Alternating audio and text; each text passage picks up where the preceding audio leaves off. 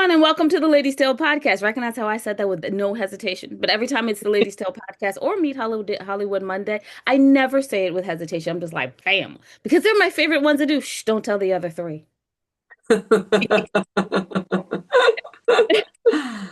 Hey, and you could actually tell, like, I decorated it everything to make sure it looked good and put a ribbon in my hair. I'm loving the ribbon. Making me Oh, I found it in my bed this morning because I couldn't find blue. Um, happy. So I'm Winona. I'm one of the anti-thought ladies. Yes, I'm being semi-professional today. I apologize to my audience, but I need to roll this around, because these people are like, they're important. Everyone's important. Everyone's important. Exactly. Exactly. I'm just being a little bit more professional today. It might be the lack of coffee. Oh, I wrote books. And I thought divorce was bad, and I thought being grown up was easy. If only I were me, a memoir and verse, foreign coffee, widow's web, and widow's debt. That is six books if you're counting. And you know how this goes. If this is sign language time, we have six books that are audio books, and then you can add 21 more books, and you have our full total of 27 books. You can find the rest of that at www.andithoughladies.com. Wait a moment, because apparently we had a lapse in our whole domain name thing. So give us like till next week and then search it. andithoughladies.com. Okay, but you're not here to hear about me, the domain name lapse, or the red ribbon in my hair, which I'm really sorry about because I had more stories about this wonderfulness and this date. Ha, almost got you. You were almost interested. You here to hear about our wonderful guest? Wonderful guest, would you like to introduce yourself? Hi, thank you for having me. I'm Alice Coulthard. I am head of development for a company called Superbe Films. I also write. I also was an actress. I'm a mother, and I'm also a an ex-wife.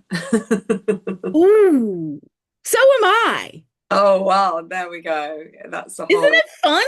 It's fun once you get past the divorcing bit. Okay. When I say it's fun, I'm talking about when you first, like when they're first gone, and then you Yeah. recognize that there's so much time for you. Yes. And you're Yes. like, It's like one of the biggest life journeys you could possibly go through, I think. And people did warn me that, but I didn't quite realize how big it would be. But it has been both the worst and the most transformational thing that I've been through. you even have time for exercise on the occasion. Sometimes, yeah. I mean, I have a 9-year-old daughter, so, but now I only have her half the time, and some people complain about that, but I'm very happy with it. I love her dearly, and I'm very happy when I have her, and the time I get with her is very concentrated and very focused, and then I get time to, yeah, go to the gym sometimes. Yes.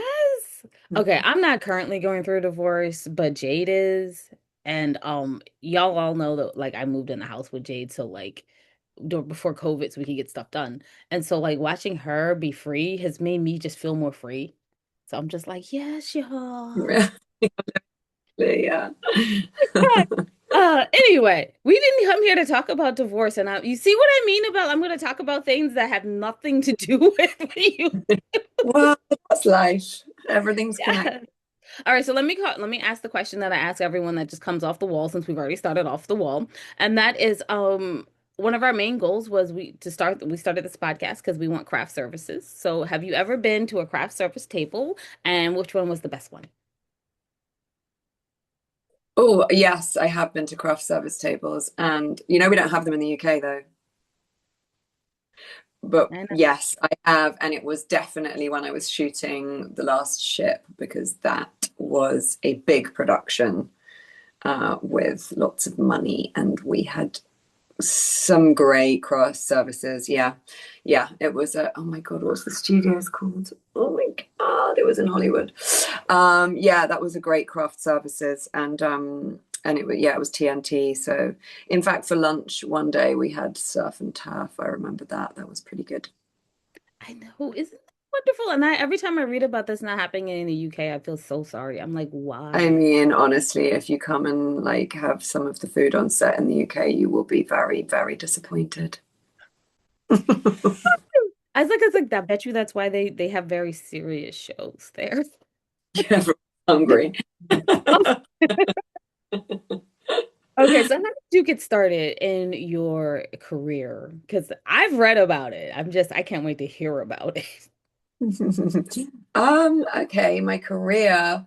It's yeah, it's been like a car careering around the place more than like what most people would define a career with a linear trajectory.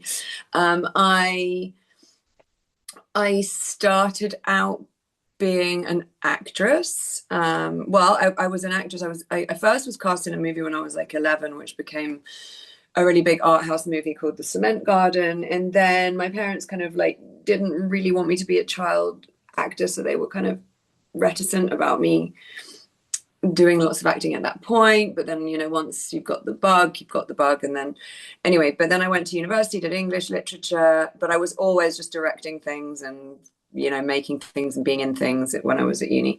And then I left. Then I worked in documentary for a short time, just like kind of doing assisting shoots and stuff like that. And then I just really missed acting. So then I went and did a master's in acting at Mount View in London. And then I got an agent from that, and then I started, working as an actress. And I did several theatre things, and the odd like TV episode. And then I got a role, like a lead role in a soap opera, a big show here called Emmerdale, and I had which I did for like 3 years.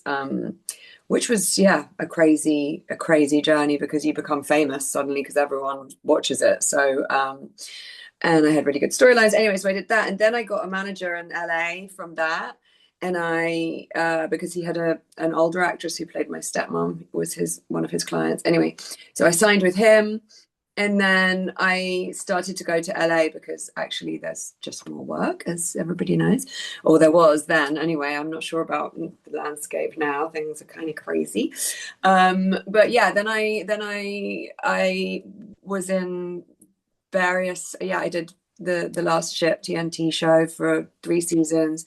I did a couple of like indie movies. I did some motion. Oh my God, what's it called? Like some computer games. I did the first ever. I'm the main character in the first ever VR game for Oculus, which is called Lone Echo. For any gamers out there, I haven't even ever played it, but the first time I ever put a VR on, I came up to myself and said hello. That was a weird experience. And then I got pregnant with my daughter, and I came back to the UK because I wanted to have her here near my family. Moved to the countryside. I hope this story isn't taking too long because my career has been very much all over the place. I moved to the countryside, which is where my ex-husband was from, and thinking it was going to be this like idyllic lifestyle. Actually, I was just like suddenly from on set in Hollywood, I was like stuck in the middle of nowhere with a baby on my own because my husband was like in London all the time. And I started to go a bit crazy. But I knew there was a university nearby that did like the most prestigious creative writing course in the country. And so I applied for a master's and I got onto that. So I did a script writing master's when my daughter was, I don't know, I think she was like 8 months old or something when I started. And I loved writing, and it was really, really amazing life-changing experience. And it was so nice to like learn to like kind of have control of the creative thing that you're making as an actor. You're so dependent on opportunity and people wanting you and people just giving you the platform, and you're kind of lost when you don't have somebody else creating for you. So that was great. But I also, by this point had a child and wanted some kind of stability, and I also wanted creative control. So I went to somebody that I knew that worked in TV, and I just said, like, how do I become a creative producer? And they said, well, you go and start script reading for people. So I just hustled then, and I did start writing my own stuff. I wrote a monologue that got selected for a theatre festival, and I was still acting. I still did 3 movies while my daughter was very small, and I was doing my master's. But I had to go to Mexico for like 2 months with a 1-year-old, and like it was tough. So anyway, then COVID happened, and I'd already started script reading for people. And so then in a way, like partly my life changing by having a daughter, but also COVID, meaning all the acting thing. I was shooting a movie, Boiling Point, and I had to walk off it for family health reasons. which was very sad. But then I kind of just ended up going into script. So I just script read. I just contacted everyone I met. I was like, hi, anyone I met in TV or film, I was like, hi, like, can I read a script for you for free and give you coverage? And then can you give me someone else's email? And then I would go to the next person. So I did that, you know, not earning much money, actually went on benefits when my kid was a baby. And then I just, yeah, script read so much that eventually, and then somebody I'd been reading for eventually started working for the filmmaker Alfonso Cuaron, and then she asked me to come and do development for her. So then I did development for those guys for a couple of years. And then I got another job with a startup doing development on a series of fantasy books.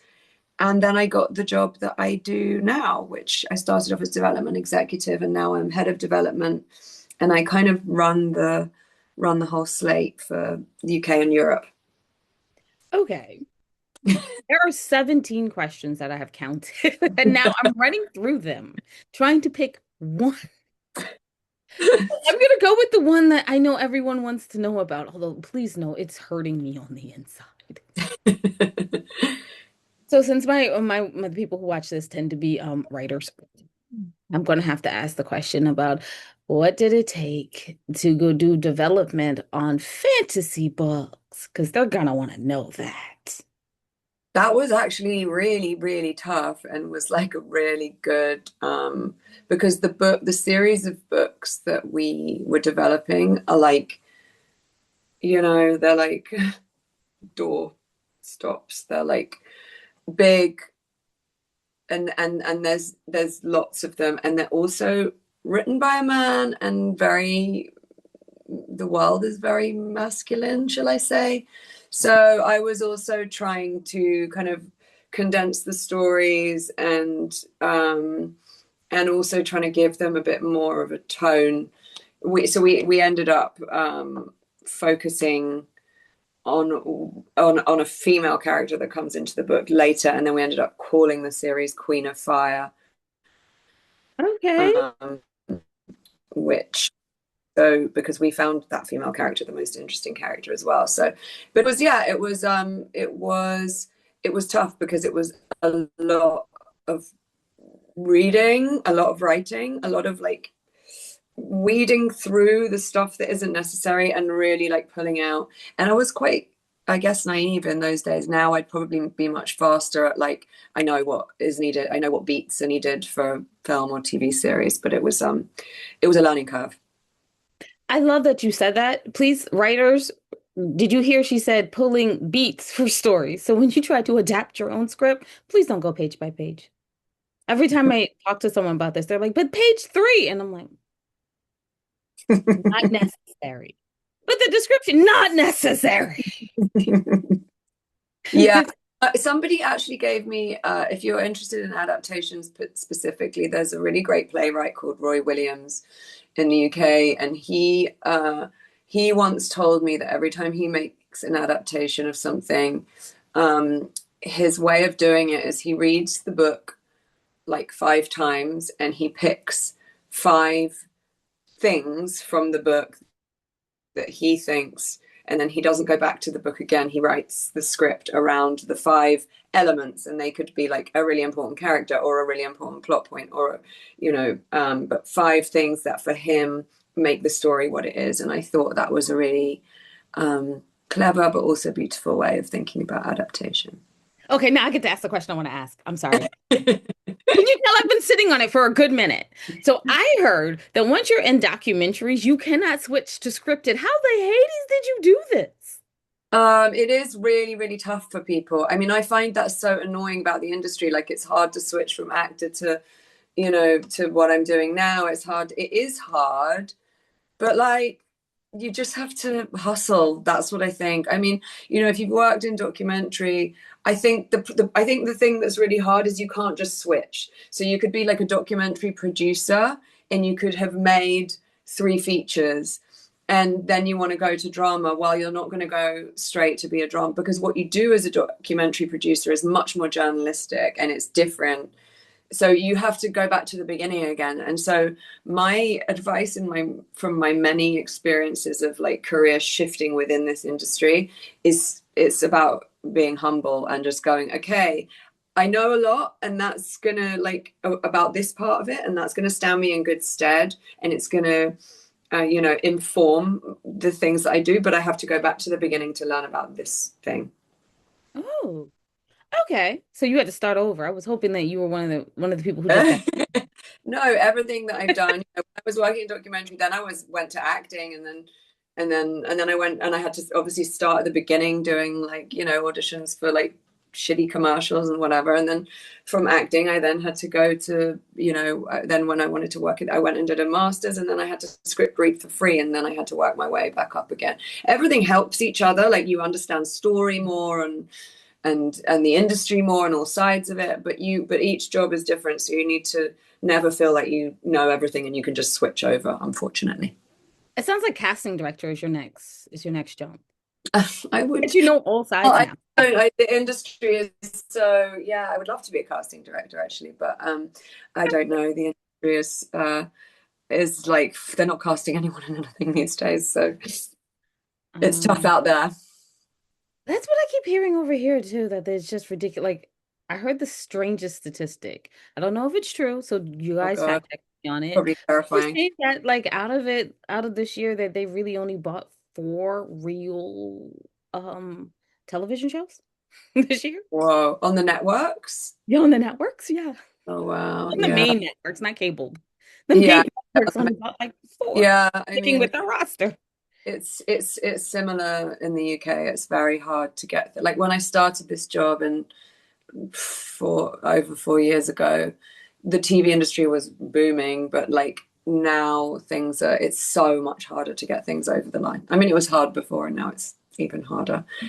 As a development executive, good God, your job is hard. You're a cheerleader, you pick something creative, you're a visionary, you speak with finances, you make it work for the executives. Good You job. have a lot of things, but what I've realized a lot of the time is that you're actually just a kind of head of HR because you spend most of your time just managing people's egos and personalities and trying to make sure everyone's happy and the whole thing doesn't fall apart all the time.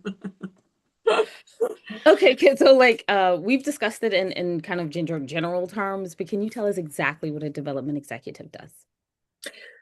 Oh, okay. Well, they are, I mean, essentially, it depends what company you work for. And I work for a small indie company. So my job is very like hands-on and very much like right across the board. But it's really doing everything um, from finding an idea or coming up with an idea from maybe an article you've read, finding a book, any kind of IP idea, and then taking that and finding you need to have a really good knowledge of agents and writers and good relationships with them so that you could ask a writer to come on board an idea.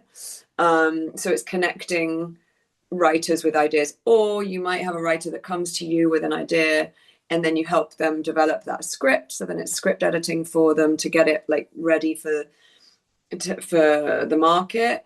And then once through any of those ways, you've got a script ready for that, or you feel like the script is in a good place, then it's about knowing what the marketplace is, knowing knowing the commissioners or the sales and acquisitions people, having good relationships with them, and being able to package the project for the market, which means knowing tonally where you would place it, what kind of audience, so what kind of channel it would be on, or what kind of sales and acquisitions, or would it be for like a BFI soft funding institute, knowing what type of thing it is, and then shaping the pitch materials around that. So I do lots of writing the pitch, like why now, what's good about this project, why should it be made, and often I write the synopsis. Somebody might have written a great script. Sometimes the writer writes the synopsis, sometimes I do it, and then overseeing. I don't do the design because design's not really my thing, but I oversee the design. I choose the pictures, the way things are going to look. You create a pitch deck that shows the market or the buyers what you want your show to look like so they know where to position it. So it's really like from concept, developing that concept through script into something that's good and sellable, and then packaging it and turning it into a product for the market. Okay, I heard packaging it was one of the hardest parts, but that's for a different time. If we ever come back. So I gotta ask two important questions because I know you have to go. This is next to the last question. Sure. Everyone's gonna want to know, how do you pitch? So when you sit down to talk to a development executive, what goes into the pitch? Especially if you're a writer. Oh, if a writer's pitching to me or if I'm pitching Yes, if a writer is pitching to pitching you. to me. I think the most important thing is to feel really excited about your project and like, find like the three key things in it that really excite you about the project, about why you wanted to make that piece of work, and what your personal like relationship is. But I think it's also important, I think, and lots of people say, oh, like just write what's important to you. But I think it's also important to, if you want something to be made for screen, to have like some awareness of like who you would pitch to, and like what and who would watch it, so that when someone comes to me, they can say like, oh, like it's this type of show. It's like, they don't have to tell me what network it would be on because I should be able to know that. But like just having some kind of having comparable ideas, like, oh, it's like, Insecurity meets, I don't know, whatever. It's having three or four shows or features, depending on what you're pitching, that you can compare it to, so that it shows that that there is a market for it out there. That just helps clarify for the person listening. But I think really it's like about, being passionate and being able to just demonstrate your passion to the person who's listening. Thank you so much for coming today. And so my last question, because I promised I'd make this a quick interview, is where can we see you on movies and TV Oh God. or follow Actually, you on social media? weirdly, I shot a movie like 5 years ago, and this is how long the industry takes, guys. It's just come out. So there's a film of me getting my head cut off, a horror movie called The Containment. And I'm not sure I think it's out on Amazon, actually. I think you can watch it on Amazon now. It was in movie theaters in America, so maybe. Anyway, it's called The Containment. You can see me in that. Um, Other things, I mean, I'm in and out of The Last Ship, recurring role. Uh, I mean, yeah, other things maybe I don't want to share. It's so much part of my past. Oh Um, my goodness. I'll let you know when the next thing comes. I actually liked The Last Ship. That was quite fun. I watched all the seasons, so I have Oh, did you? Oh, seen yeah. you. Now I have Yeah, to go back and see it again. yeah, it was a fun show. It was a fun show. And apparently a fun crafty, and that's what was most important. Well, to me, that's Yeah, yeah, most yeah. important. It's actually very sad because Eric Dane died recently. Yeah, I was gonna ask about that, and I was like, you know what? Not in the show. I'll ask about it after. Yeah, yeah, yeah. It's really, he was, yeah, all my scenes were with him. So finding out that information is just like so shocking and Oh my very, God, I just placed you in the show. Like, I oh think yeah, I get I'm kidnapped and back. he like rescues me, and yeah. Yeah, you were in the show quite a bit for a little while. In the first couple of seasons, yeah. Yeah. Okay. Sorry. Sorry it took that long. I should have been like, No worries, no worries. think about how many times I've read your information.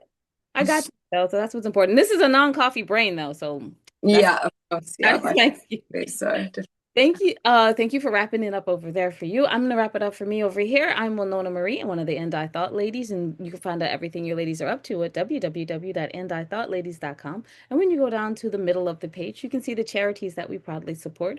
We ask that you give a moment and support them too. This does not necessarily mean by money. You can just have a little knowledge that you could give them, or hey, you could get your hands dirty and actually build an orphanage in Ethiopia. How fun would that be?